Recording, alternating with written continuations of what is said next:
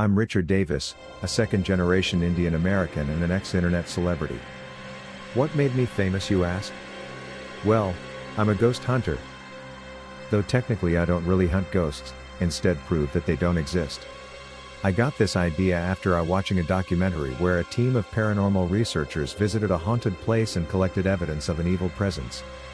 They had EMFs that were flashing like crazy, and cameras acting all weird and the usual shit they show in horror movies for cheap thrills. I was 22 back then and had seen tons of horror movies and believed that it was nothing more than a money-making business. I am not saying I didn't enjoy the jump scares, the nail-biting suspense, or the anticipation. Anticipation, after all, is worse than the actual scare. I find horror thoroughly entertaining, and so do millions of other people. That's how the idea of Ghost Mythbuster was born. I knew that just like me, there are millions out there who enjoy ghost stories, but don't necessarily believe in the supernatural. All excited, I created a teaser on YouTube, the same night I saw the documentary, and titled it Ghost Mythbuster. No point searching it on YouTube, I have deleted my account and all the videos.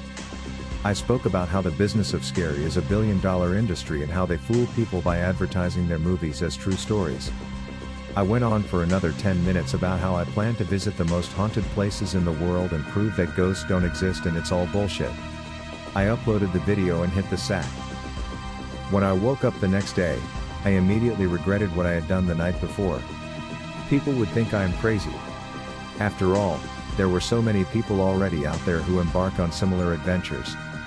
I logged into my account to delete the video but noticed that I had more than 10,000 comments on it. I was flabbergasted. People loved my idea, well, most people did.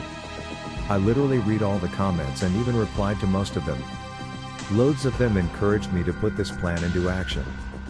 Many liked how I was not associated with the entertainment business and thus believed I won't fake it by including false scares in my video. I was overwhelmed, but then I didn't really have the money to travel. The best I could do was visit the haunted sites free for the public to see and come back with my experience, but what good would that be? My audience would want more. I made a general comment in the video description thanking people for being so supportive and encouraging, and then explaining that I'll have to drop this idea as I have just finished my graduation and I'm looking for a job and thus won't be able to afford this adventure. I couldn't believe what happened next. People willingly offered to sponsor this mission, and thus started my reign as an internet celebrity. It lasted a good 5 years. I don't want to go into the specifics of how I got my crew, as that would digress me from what I want to tell you. So just know this, we were a team of 4, including me, my cameraman Mike, my PR Stacy, and Jerry, my trip advisor. That's what I called him as he researched about haunted places and planned our next destination and even made our travel arrangements. We never ran out of haunted places to visit, as there were at least 20 new ghost sightings reported almost every month in America. It was just me and Mike, the 2 daredevils, that went on these missions. We had successfully released more than 400 episodes on YouTube, and never once did we encounter anything remotely supernatural. Though I'll be honest, we did include jump scares to keep the audiences entertained. Don't judge me, I was now part of showbiz after all. I had returned from Connecticut after filming an episode and had fixed myself a nice lunch. I was just about to bite into my club sandwich when I heard a knock on the door. I was too hungry and too tired and was going to dismiss the knocking, but then it just grew louder until I decided to open the door. I didn't open it right away but rather peeped through the keyhole. I saw a woman's silhouette just for a split second. I flung the door open to catch hold of her, but there was no one there. I even looked around but didn't see anyone. I dismissed it as some kid playing a prank, but then my gaze fell on a neatly folded red headscarf lying at the door entrance. I picked it up to investigate. The fabric was smooth, and it had detailed gold embroidery on it and looked quite expensive. I undid the scarf and a piece of paper fell out of it, on which were the words. I knew it was Hindi, but I didn't know to read in Hindi that well. I used Google Translate and it translated to Bangar. I understood Hindi, and could manage to speak broken Hindi, but I didn't know what Bangar meant. Again Google came to my rescue. Bangar is a village situated in India. It is famous for its historical ruins, and Bangar Fort is considered one of India's most haunted locations. This brought a smile to my face. I had shot all of my episodes in America till now, and had been planning an overseas adventure for a long time. This was the perfect location. I forgot all about how fatigued and famished I was and made some calls. Within 2 weeks of getting that piece of paper, Mike, my cameraman, and I set out on our journey to India. I had been to India a couple of times with my family but had never been to Jaipur. After a long and tiring flight, we landed in Jaipur in the evening and slept 16 hours straight. We set out to Bangar Fort the very next day. We had hired a car to drive us around, and Bangar Fort was a 2 hours drive from our hotel. The plan was to reach Bangar at around 4 p.m. and stay back surreptitiously till it was dark and then begin rolling the cameras. I say surreptitiously as no one was supposed to stay in the precincts of the fort at night, per a notice the board put up by the Archaeological Survey of India at the entrance. There are guards who come looking for adventure seekers and force them out before dusk. But since the fort is huge, it's not too difficult to hide from them.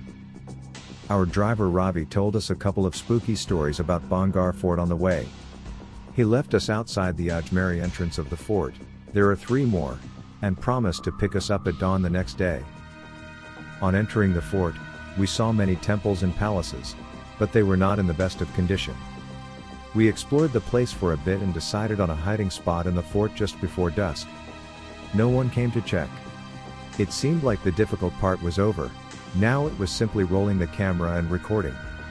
I was so wrong. If only I knew of the horrors that awaited us. We were in one of the many rooms of the fort when it became pitch dark. I knew it was a full moon, so it shouldn't have been that dark. Even Mike was thinking the same thing. Mike sounded scared. "Rick man, I have never seen a night so pitch black, I can't see a thing. This doesn't seem right." I tried to sound reassuring. "Relax Mike, I've been to India before, and this is how it is here." I didn't sound too convincing, but Mike didn't argue. "Do you realize that it's not just dark but there is literally no sound, either of the wind or the crickets or anything for that matter?" Mike sounded irritated this time. "Or are you going to say that in India wind is mute and there are no crickets and insects?" I had no reply to his question. He was right. It was eerily quiet and unsettling. It felt like the temperature had dropped almost by 50 degrees. "Rick, could you at least switch on the fucking flashlights? It feels really creepy in here," Mike shouted. I couldn't agree more, even I was spooked. This place was giving me the creeps. I fumbled the flashlight out of my coat pocket and pointed it in front of me and clicked. The light fell on something that was mere 2 feet away from us. It was a 2-headed huge and savage rabid dog, rather a beast. His teeth, eerily incandescent, emitted a strange purple glow and were as sharp as a fine diamond sword. What further had been was tufty and thin, providing no protection to the elements at all. It was looking at us with red hate-filled eyes. Both me and Mike were paralyzed with fear. Our trance was broken by its angry growl. We regained our senses and bolted out of the room. I could literally feel the beast's breath on my neck. We must have run for a good 10 minutes before we sensed we had lost him. We were out of breath and panting heavily. After gaining his breath, Mike said, "Fuck dude, this is not happening. I can't do this. Let's get out of here. This place is indeed haunted." Just because you are chased by a dog doesn't mean the place is haunted. Stop being a sissy. I snapped. I was not going to give up so easily and ruin everything I had built in the last 5 years because of some rabid dog. Mike sounded angry. "Fuck man, you're crazy. How many 2-headed dogs have you seen in your life, huh? Did you see the teeth on that thing? Did it look normal to you? I don't care if you want to stay, but I sure don't. I'm calling Ravi and asking him to pick me up. You can fly solo on this one?" Before I could argue with Mike, we heard an ear-splitting scream. It sounded inhuman. Before we could react, it came again, and this time it was louder and closer than before. I didn't need any convincing this time. "Mike, let's get out of this godforsaken damn place. Whatever cursed creature is making that noise would be upon us in no time. Let's try to get to the main entrance and then call Ravi." I didn't get any reply from Mike, so I shone the flashlight on him, and what I saw filled me with dread. Mike's mouth was sewn shut with what looked like human hair, and he didn't need words to describe the horror and pain he felt as it was evident in his eyes. Towering above Mike, as tall as a double-decker bus, was a creature straight from the very depths of hell, an abomination. The leathery-skinned creature was the most hideous being one could lay their eyes on. It began to emit a series of squeaks and clicks. It reeked of raw sewage and rotten fish. I will never forget the look in its evil eyes. It was grinning from ear to ear, and it was the ugliest grin. It was holding Mike with its clawed hands. Drool dripped from its mouth, and phlegm oozed from its nostrils. It didn't need an expert to guess that Mike was the monster's meal. I am not a coward, but I'm not stupid either. I knew I couldn't save Mike. Just when the monster was about to take its first bite of my friend, I made a dash. I could never forget Mike's dying screams. Sometimes I wish I could though. I ran as fast as my legs could carry me. My heart and lungs were burning, and after running for what felt like forever, I fell face forward on the cold floor. I didn't try to get up, I couldn't even if I wanted to. I had run so far, still, I was in the fort and nowhere near the exit. It seemed like a loop I could never get out of. I cried as I had never cried before. I felt so helpless. I had just left my friend to die in the worst manner possible. I was responsible for his death. All this happened because I didn't believe in the supernatural, and now the supernatural came to bite me. This was so ironic. Despite the circumstances, I started laughing and then crying and then wailing. This went on for what felt like hours. I finally mustered the energy to stand up on my feet. I had lost the flashlight while trying to escape, but still had my mobile phone on me. With renewed hope, I unlocked it to call Robbie, but fate was not on my side. There was no network. I tried moving around to get at least a single bar, but in vain. I checked the time on my phone. It was 3 a.m., which meant I had to survive 3 more hours before the sun came up, and this nightmare could end. This filled me with new hope. I tried to access my surroundings to see if I can spot a window or another possible exit. There were none. This was a torture chamber. There were chains, shackles, manacles, and whips of all sort. There was a sword hanging on the wall opposite me, and it had fresh blood on it. I had seen enough to know better to run for my dear life when something tugged at my ankle. I looked down and from the light emitting from my phone saw a partially decomposed being, which could have been a man once. He was cut in half, the part from the waist down was missing.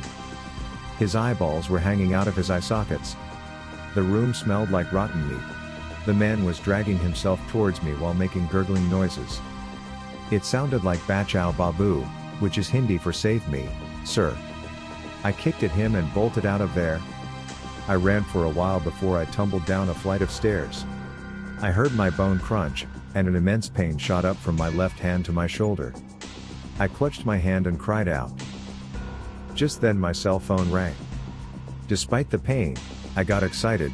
What if it was Robbie checking upon us? I reached out for my phone to answer the call. Mike's name was flashing on the screen. With shivering hands, I answered it. It was Mike screaming, which was followed by inhuman screams. I threw my phone away and it hit something hard and broke. I cried again and wished for this to be over. I had lost both my cell phone and my hope of escaping alive from this place. I decided to just stay where I was and await my impending doom. There was no point fighting now. I must have been still for what seemed like hours when I heard something in the distance. It sounded like anklet bells. I knew this sound as my grandmother too wore those. I briefly decided to run, but what good would that have done in the dark? I would fall again and suffer. Instead, I closed my eyes and waited. Nothing happened.